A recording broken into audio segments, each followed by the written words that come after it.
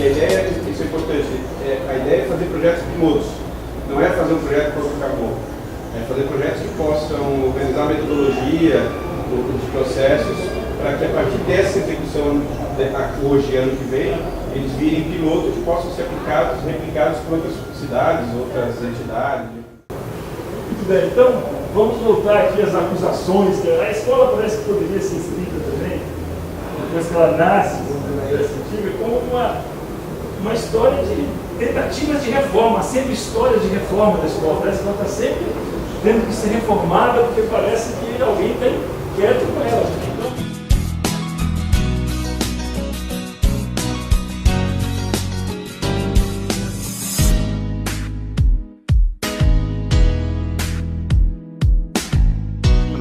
Então, acho que essa experiência do CAL é incrível porque, como vocês sabem, está prototipando projetos que podem ser desenvolvidos no ano que vem, eu acho, não sei qual o próximo período, né? E essa participação dos alunos, de convidados, de profissionais, eu acho que só enriquece e tem uma abordagem, vamos dizer, sobre os temas que estão sendo prototipados mais consistente. Então, eu acho que a experiência é maravilhosa, é ótimo. Eu acho, inclusive, uma experiência que tem um sentido de inovação, embora seja uma palavra perigosa, né? Mas é uma iniciativa muito boa. O tema da minha oficina hoje era escola. Mas eu vejo, como eu disse da outra vez, escola e profissão como duas frentes complementares. Portanto, eu não consegui e nem quis isolar só um eixo, escola, né? Eu falei com uma ênfase em escola, mas fazendo laços, vamos dizer, estruturando também com o eixo profissão. E no fundo os dois vão levar para o terceiro eixo, que é a cidade. No fundo, assim, se a gente pensar a cidade como uma coisa pública, né, assim, a potência, a manifestação mais potente da coisa pública é a cidade. Acho que escola e profissão estão levando para isso. Mas enfim, na escola, além de mostrar algumas experiências profissionais que ilustram vamos dizer, essas costuras, né, eu destaquei uma questão, levantei um aspecto, são muitos aspectos de uma atividade muito complexa que eu ensino na escola. Eu destaquei um aspecto que eu chamei de tempo livre. Se a gente for olhar a tradução da palavra lá na Grécia Antiga, uma tradução mais comum para a escola seria tempo livre, no sentido de permitir para uma sociedade, né, não ser exatamente aquele tempo um tempo produtivo, não entender a escola como sendo mais uma peça numa engrenagem reprodutora, vamos dizer, do sistema. Então, que a escola possa oferecer a possibilidade dos alunos que entram nela, né, ter acesso a um conhecimento que antigamente, muito antigamente, né, era só das elites, que possa, de certa forma, ter uma democratização, né, do conhecimento, de tal modo que essas pessoas possam se renovar no primeiro momento e depois, quem sabe, no segundo momento, renovar até mesmo o mundo, né, de uma maneira, vamos dizer, surpreendente, por que não dizer. Então, essa palavrinha, esse binômio, né, tempo livre, foi, de certa forma, o meu eixo.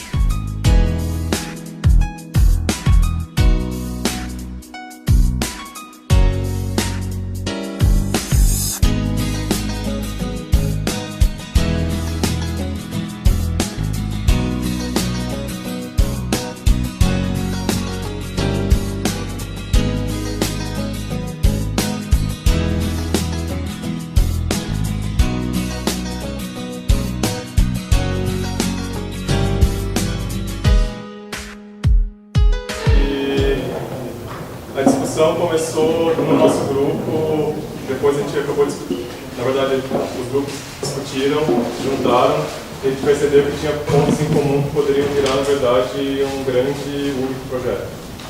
E uma questão que a gente levantou, que foi meio que ponto de partida, daí foi no nosso grupo,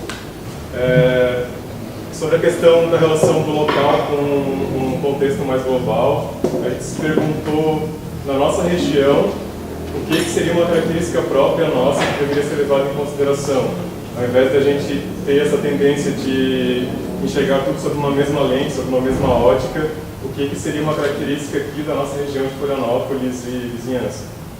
Então a gente começou a discutir sobre isso e a gente percebeu que tem essa questão que é muito forte de ser uma cidade que tem uma assimilação cultural muito grande. A gente recebe muitas pessoas de fora, a gente vê até que pela escola, é uma escola plural, tem pessoas de vários lugares, até de outros países. É uma cidade que recebe muitas pessoas que vêm aqui em busca de uma vida melhor ou por causa da propaganda que você tem do IDH, da qualidade de vida, do meio ambiente. E a gente percebe que vai se naturalizando um processo de delapidação da paisagem que parece que é legítimo. Então a gente não se questiona mais, porque as pessoas vêm de contextos talvez às vezes mais degradados, mais modificados e começam a achar que quando chegam aqui tem verde suficiente que ainda pode ser removido para se fazer especulação imobiliária, para se alterar a paisagem.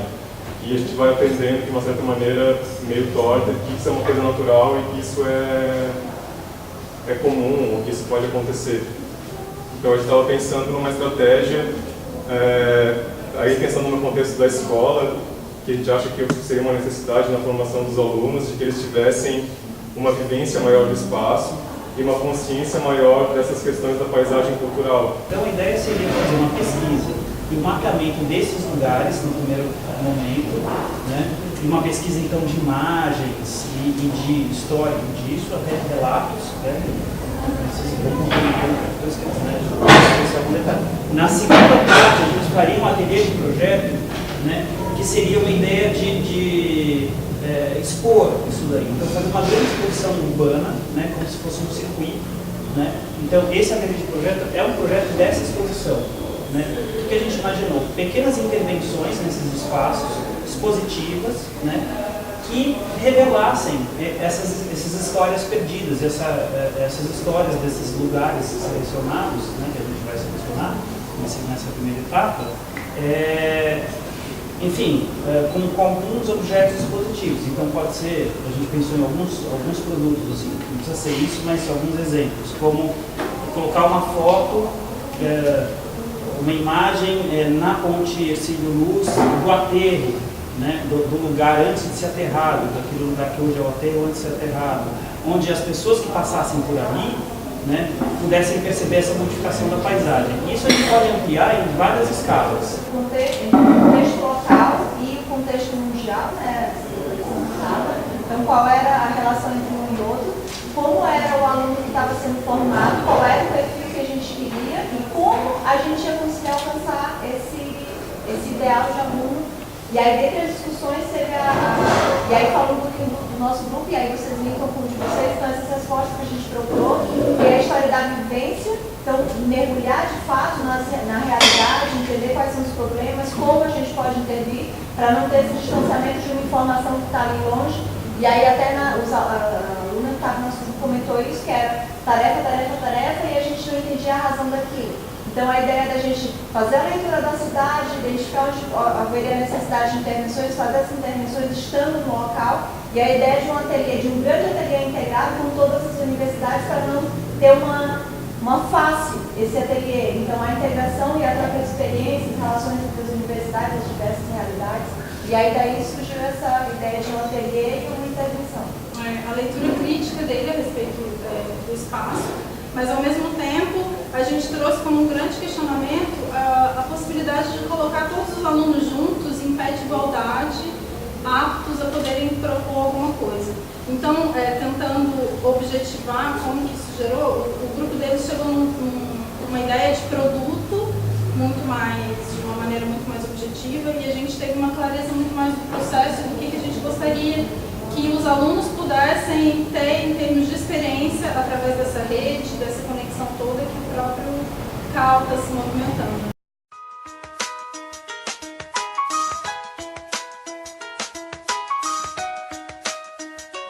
Bem, nós estamos tendo nessas oficinas uma experiência bastante rica, porque na nossa região aqui nós temos profissionais desde Criciúma até Balneário Camboriú, da região de Florianópolis, e isso nos ajuda a fazer uma reflexão sobre a realidade de urbanização do litoral catarinense, da formação do arquiteto e das mudanças que estão ocorrendo nas nossas cidades. Eu acredito que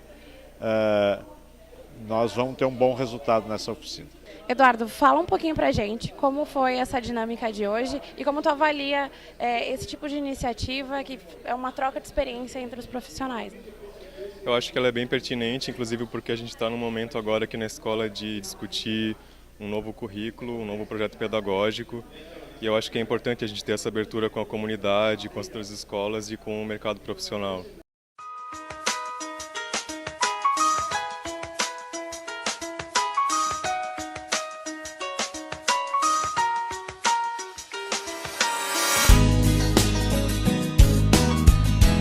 Bom, eu tentei mostrar o caminho de profissionalização da relação escola-profissional, enfim, também falei como meio do profissional para o impacto no trabalho e da diferença do arquiteto como urbanista, né, que para mim existe uma distinção entre o arquiteto e o urbanista, e como isso difere na vida profissional, que a gente é um escritório de planejamento urbano, essencialmente não de arquitetura. Você acha que faltam iniciativas que trabalhem essas questões diretas com o profissional? Eu acho que o currículo não está voltado para a prática profissional, principalmente do urbanista. Ele tem uma visão muito mais de arquitetura, mas para o urbanista, para planejamento urbano, não, a gente está muito distante, não é só pintar mapa.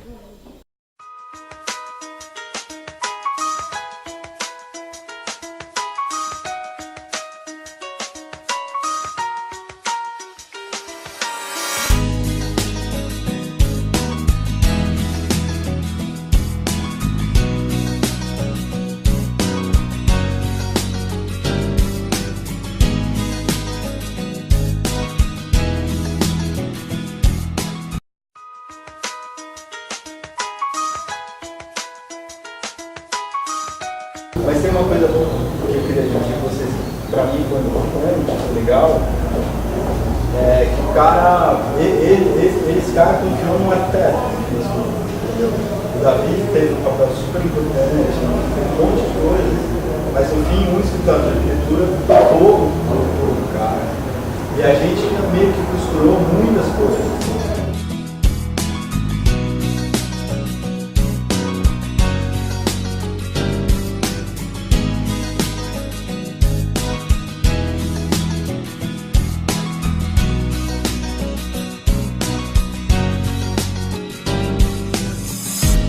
Hoje eu apresentei 3 projetos com essa temática de atuação nas cidades e também, como ontem, mas mais de uma forma um pouco mais radical, são 2 projetos bem com um projeto bem convencional, na verdade, e até um tipo de projeto que eu critiquei ontem, que as faculdades fazem muito, que é um projeto de um centro cultural em Piloti, num grande terreno, numa situação totalmente favorável, e é um projeto que eu mostrei, que é um projeto que a gente fez com Paulo Mendes da Rocha, que tem uma importância grande para Vitória, porque a ideia de Vitória era se inserir num circuito cultural, que é uma região que está próxima ao Rio de Janeiro, Salvador e São Paulo, mas que não recebe eventos de maior porte, porque não tem uma infraestrutura capaz de trazer, de comportar. E até fiz um paralelo um pouco com Florianópolis também, que é uma cidade muito importante, que tem uma relevância grande aqui no entorno, mas que também é carente de equipamento público cultural nessa escala. Porque além do equipamento cultural, esse projeto que eu mostrei, ele tem uma função de criar uma praça cívica importante para a cidade. Então, em São Paulo, a gente tem o Vão Livre do MASP, a gente tem o Parque do Ibirapuera, ou a Paulista, que são lugares de encontro de pessoas, ou para o lazer, ou para protesto, ou para discutir ideias. Em Vitória também não tinha, e aqui também eu não sei o quanto que essa cidade tem. Então, são projetos que têm múltiplas funções, assim, né? Depois o segundo projeto era um ensaio que a gente fez, que também mostrando especulando sobre a importância do desenho. São projetos de torres altíssimas e em São Paulo um grid irregular que ocuparia a cidade inteira e que junto com esses edifícios viria uma infraestrutura de transporte público e edifícios de múltiplos usos também. É um ensaio que remete um pouco a uma topografia artificial que São Paulo perdeu, remete à ideia de trazer essa referência geográfica natural através da construção artificial e também sobre como um pouco misturar o público e o privado, né? E se a iniciativa privada tivesse totalmente alinhada com o planejamento urbano dos governos. E se a gente construísse edifícios que fossem estações de metrô e escritório e habitação e centros comerciais, coisas assim, né? E o terceiro projeto é um projeto bem específico, pequeno, um projeto que eu mostrei ontem rapidamente, mas hoje eu mostrei do princípio ao fim como é que foi começar um projeto que não tinha verba, tinha 55 dias para ser construído, às vésperas das Olimpíadas no Rio de Janeiro, com todas as adversidades possíveis que você pode imaginar, o Brasil no ano de crise, sem patrocínio, e graças a um start que a gente deu de topar, começar a fazer esse projeto, algumas coisas começaram a dar certo em determinados momentos e deu certo, o projeto saiu do papel. E era também um tanto mostrar como o papel do arquiteto pode ser muito maior do que simplesmente desenhar.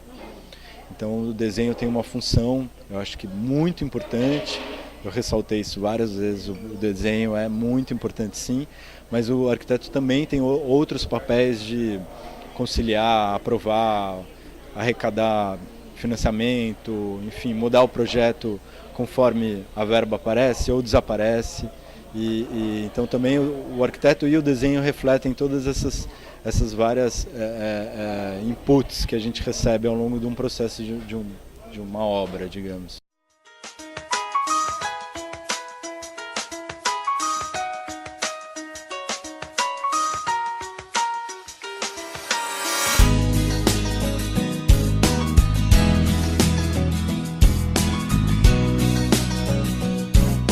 Bom, eu achei muito interessante o jeito que ele colocou as ideias e como ele trata a cidade, né? Como o olhar, a perspectiva que ele tem em relação à cidade e a forma simples com que ele passou isso pra gente. Eu achei muito legal isso.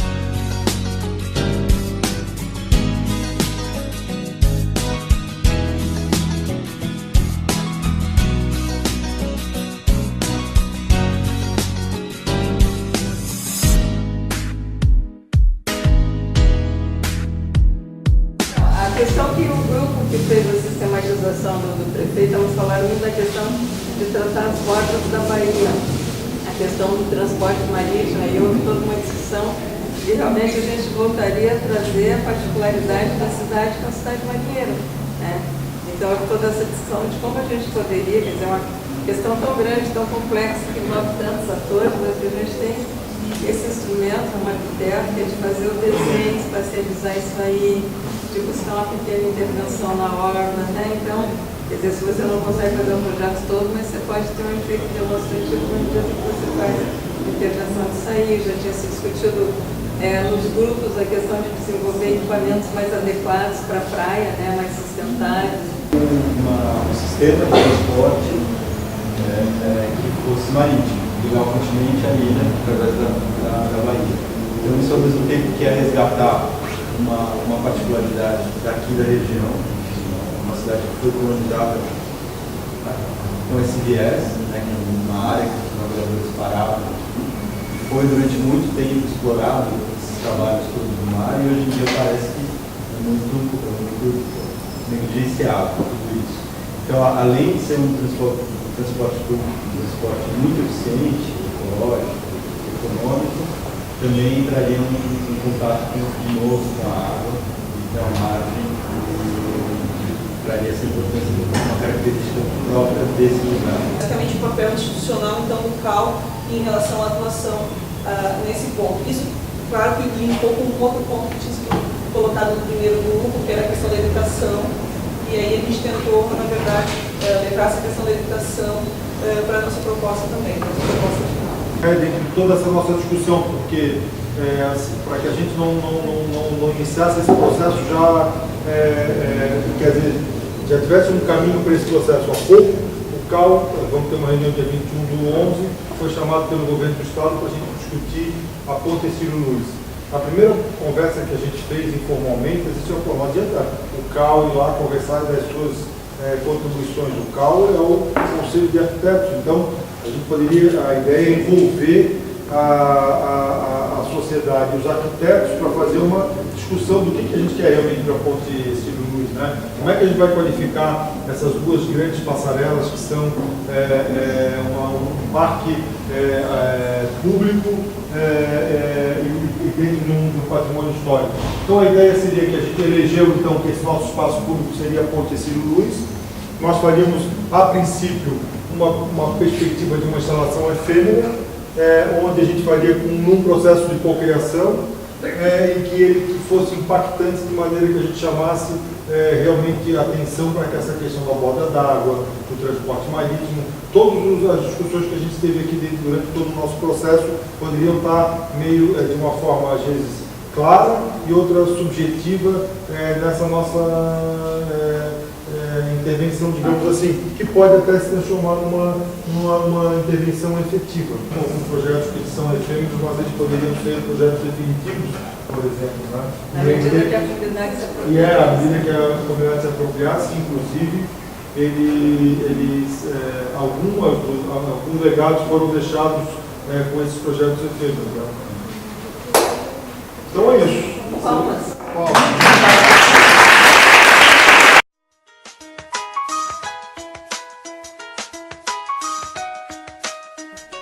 A gente pode ver que o exemplo dos projetos, mostrando a integração, né, do arquiteto com o local que ele foi desenvolvido e como que ele pensou em todo o entorno, né, fez com que o projeto conseguisse conversar com a população local, né, com a cidade e assim fazer uma coisa harmoniosa, né, e assim fazer um projeto tão belo quanto foi apresentado aqui. Foi bem interessante analisar os projetos que o arquiteto propôs para São Paulo e para outras cidades e poder fazer comparativos com o que a gente tem aqui em Florianópolis e também agora poder desenvolver um projeto de fato para a cidade e não apenas, a gente trabalha muito no particular, né, mas desenvolver algo público. Essa oficina, né, esse encontro, eu acho que ele tem muito a agregar porque ele visa a coletividade. Então é uma troca de informações, né? Então, esse tipo de encontro só tem a agregar, porque é fantástico você ver pessoas de vários locais, de vários estados vindo aqui, dando palestras, e com isso a gente aprende muito.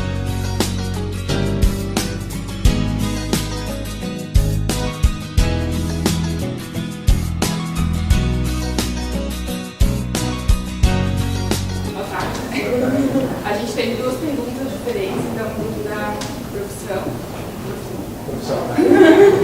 Eu não consigo ler de você. Como a arquitetura pode ser mais inclusiva? Essa pergunta. E o nosso grupo era como você vê o arquiteto no século XXI. Então, acho que a gente vai começar por elas. A gente fez dois trabalhos diferentes, e no final a gente viu que eles estão interligados, então acho que vamos mostrar um pouco. Na verdade, a gente começou uma discussão do que seria essa inclusão, né? A gente focou muito nessa relação que os arquitetos teriam que ter com a comunidade para conhecerem a nossa profissão e para a gente também conhecer um pouco do que é realmente a demanda dessa comunidade. E a ideia é que isso depois, aos poucos, essa área ela vá gerando essas demandas e vá ampliando. E que também já cai de novo na nossa pergunta, que seria uma forma de incluir a comunidade naquele espaço e fazer com que a comunidade se aproprie do espaço. Atual, então a gente tem uma série de palavras aqui, no qual se repetiu 3 vezes, seja a palavra articulador. Que ontem na palestra do Gustavo surgiu alguma coisa mais ou menos, aquele conceito de guerrilha, de buscar como que a gente, uma palavrinha deles ali, sair da bolha, como que a gente sair da bolha e botar a ação do arquiteto de fato para a sociedade, reverter nosso conhecimento de fato para a sociedade. Então, tendo em vista disso, século XXI, um arquiteto, articuladora, surgiu um produto, né? Um produto, uma demanda. No nosso caso, seria um aplicativo, para telefone, um tipo de aplicativo, internet, sendo que nosso foco principal seria a sociedade em geral, essa visão dessa comunidade para determinado problema, que seria a nossa demanda, Então a gente teria um problema, a demanda do caso, que seria a horta, que de um determinado público, que eles definiram, a sociedade definiu como precisaria de uma demanda da horta, digamos. E essa demanda ativaria alguns interessados. Eu receberia no meu telefone, digamos, os arquitetos vinculados ao CAL, ao determinado núcleo, assim, digamos, formado, projeto de uma horta na Vila Aparecida. Tens interesse? Não tem? Tenho, ok. Eu me habilitei para trabalhar nesse espaço, certo? Eu estou dizendo que eu irei trabalhar lá, eu sou voluntário, digamos assim. E eu sendo um voluntário, eu posso ativar outras pessoas. Eu conheço um botânico que entende de horta, eu conheço uma pessoa que mexe com paisagismo, agricultura. Então aqui eu consigo, como articulador, ramificar com mais outras pessoas. Então estou armando uma rede. Pode ter outro interessado, um outro arquiteto, de repente, que começa a montar a rede deles. E a partir disso a gente gera uma proposta de trabalho onde se articula de novo com outros agentes, seja a prefeitura, seja órgão, o próprio dinheiro, o financiador, quem vai construir, tem mais outro agente, a própria comunidade. De todas as pessoas que estão na cadeia acabam sendo favorecidas, né? A sociedade, o arquiteto, enfim, o profissional que vai estar ali trabalhando, tendo o seu nome naquele projeto, naquela ação, a prefeitura que vai poder ter todo esse mapeamento e até essas obras, né, digamos, de graça, não sei se bem isso, mas né, facilitaria. Né? E bacana é que seria todos interessados, então não teria ninguém fazendo por obrigação.